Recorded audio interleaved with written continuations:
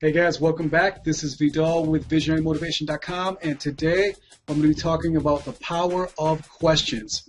So I'm going to share with you guys this video that Tony Robbins talks about at this seminar, and I have to thank World Class Seminars for this video. Now, the power of questions, Tony Robbins, if you listen carefully, is going to state how in his life, at his bottom point, he used the power of questions to transform his life into what it is. So you got to be constantly thinking this game about how to meet these people's needs, and you got to use questions to do it. Who else do you got to ask quality questions of, my friends? Who? Ourselves. If you want to get yourself in state every day, what are you going to do? Feed your mind? What are you going to do? Condition your body? What are you going to do? Ask better. Not, how am I going to survive this economic downturn? That kind of question, you're going to feel like hell, and you're going to do like hell. Because that's going to put you in a state where you're not going to come up with any answers. So what are some of those questions? Well, in my own life, I learned to ask questions that were very helpful to me. I learned just to go, instead of saying, I'll give you an example. I remember I was on the road. I'd done 120 days in a row on the road. 100 of those days I'd been on a stage. My voice was gone. My body was gone. Because most of the things I do are not like this, where it's you guys are sitting in chairs and it's casual and talking for a few hours. Here's a 50-hour day, weekends, bam, bam, bam, bam, bam, and then the full time in between, and then flying 12 hours. Crazy. And I got home, and I was burnt out. I was physically burnt out. And I got home, and the first day I was home, I had 100 and something phone calls. Now, this is obviously the days before email, because I thought 100 phone calls was really just horrific. Right? I was like, 100 phone calls, and these were the questions I asked myself. I was like, what the hell is the matter with my life? How did I end up in this pit? By the way, I was living in a 10,000 square foot castle overlooking the ocean in Del Mar, California, while I was saying this to myself. But can you hypnotize yourself with questions, yes or no? Questions have presuppositions. Like the man who came the other day and said, well, how can I do this when it's impossible? That's basically what he said to me. He said, how can I double my business when, no one is buying anything anymore? Well, if you ask a question built with a negative presupposition, you're in pain. You asked a better question. So I said to him, is there any other person you could sell to? Is there any other service you could create? Is there any other market that exists in the world? You get new answers when you ask new, but we ask the same questions over and over again. So I'm going, why did this happen to me? And why do I have to respond to all these people? But then what I did is I realized to change my state. I went and drank some water. I was dehydrated. Shook my body out, said, what I'm going to do first? I'm going to just go for a little run. Went for the run, got my body changed, and the state changed. New focus came with new questions. I started thinking, you know what? I would have died to have some of these people call me, 4 or 5 years ago. One of them was the President of the United States on that list. Another was a guy who's now one of my dearest friends that I remember I used to be a fan of this man. He's just a genius of a man. And now he's one of my best friends. And so I asked myself, how did I get so lucky to get these people in my life? How did I get so lucky to have 100 people want to talk to me in a day? There was a time I can remember in a 400 square foot bachelor apartment in Venice, California, when I heard the song, I Am, I Said, and no one heard, not even the chair. And I sat there with tears thinking my life had no meaning and I mattered to nothing and no one. Sometimes it's good to ask a question that reminds you that whatever you think is stressful today was something you would have dreamed about at one time in your life. To have a foreground, you need a background. Sometimes it's useful to remember your background. So I asked myself, okay, why do I want to call these people back? Is there a presupposition there, yes or no? What would be great about calling these people back? Well, I said, actually, I want to catch up with Peter. And pretty soon, instead of having to do it, does the state you do something in affect the people you deal with, yes or no? And your state is affected by what you focus on. And what you focus on is controlled by questions. So then I thought, a better question. I said, how can I make all 100 of these phone calls and enjoy the process? Because for me, it meant sitting down, being all crunched up, going there, talking, not breathing, not eating, not anything, 100 calls, right? And I looked out the window as I saw that outside. It was a sunny, beautiful day, and there was sitting my swimming pool and jacuzzi overlooking the ocean. And I said, I'm calling everybody from the jacuzzi. Because I asked a better question. How could I make these calls and totally enjoy the process? I didn't get the answer. So if you keep asking, that's the secret. Ask and you shall. But you got to ask consistently, and you got to ask from a state of certainty. Not like, well, what do I do? That's not going to do. I said, how can I make this call until I enjoy it? I went, I'm going to call it from the frickin' jacuzzi overlooking the ocean. If I wasn't making the calls, that's where I'd be. So why wait?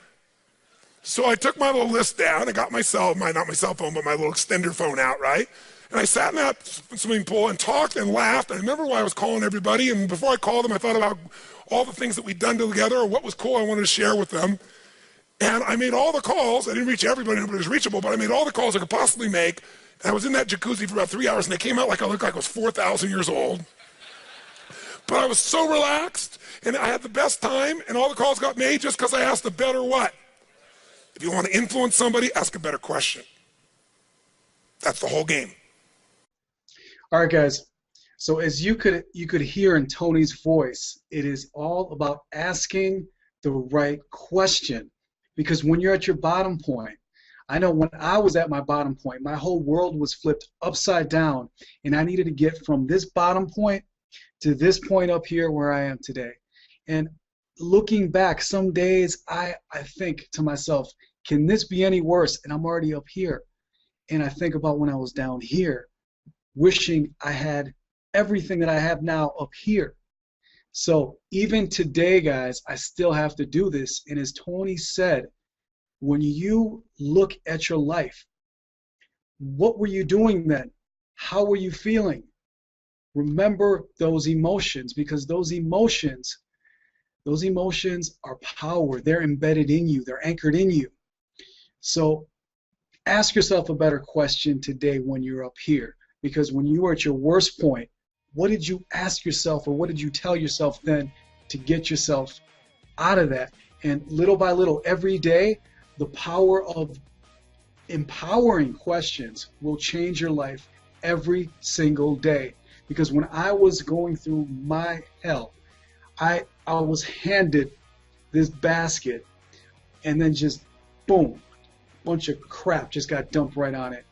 And I kept wanting to take out all that crap and clean it and wipe it down and wash it, when I knew there was a simple solution.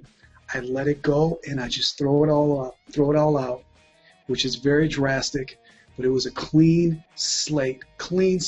I start over from scratch and I move on. And sometimes you have to do that in order to get yourself to that next level. So today, guys, remember, ask yourself empowering questions. It isn't right now, woe is me, my life is terrible. Because when I was at that point where I wanted to just go nuts, because I was going in two directions. I was on the fence. Insanity is being pulled in two different directions, honestly. That's my definition of insanity, is being pulled in two different directions. By day, I wanted to go this direction. By night, I wanted to go that way. So when you understand and evaluate your psyche, your mindset, that it has to be driven into one direction, laser focus, crystal clear focused. Your vision must be crystal clear in order for the intentions to appear, okay? Let's say it one more time.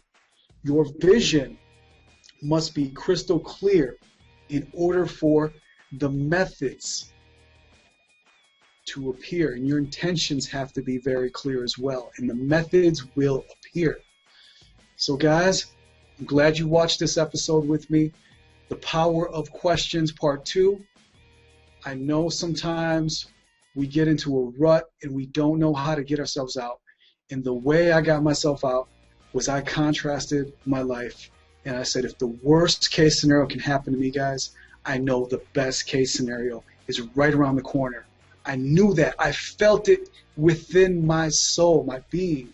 I knew that if God could have me go through all this hell, I know that God could bless me with so much more in my life, and He has. I have such a fulfilling life, guys, now that I never ever had before. I'm blessed with so many things in my life today that when I was at my bottom point down here, I did not have. But I knew as long as I kept going and I kept getting up, even though I was getting knocked down and pounded and getting bombarded with all this stuff, I knew I had to keep getting up, dust myself off, and keep going. Keep going. That's all you have to do, is never, ever give up. As long as you're willing to show God, the universe, that you're a pillar of strength and you're going to plow right through any stormy waters, any storms that come your way, any hurricanes, anything, and just be a strong oak tree, a strong pillar of faith. You will get there. You will, but you have to be strong, guys, and committed into your cause, and you will get there. Never give up. All right, guys, I got to run. This has been Vidal Cisneros Jr. with VisionaryMotivation.com and The Power of Questions, Part 2. Take care, guys.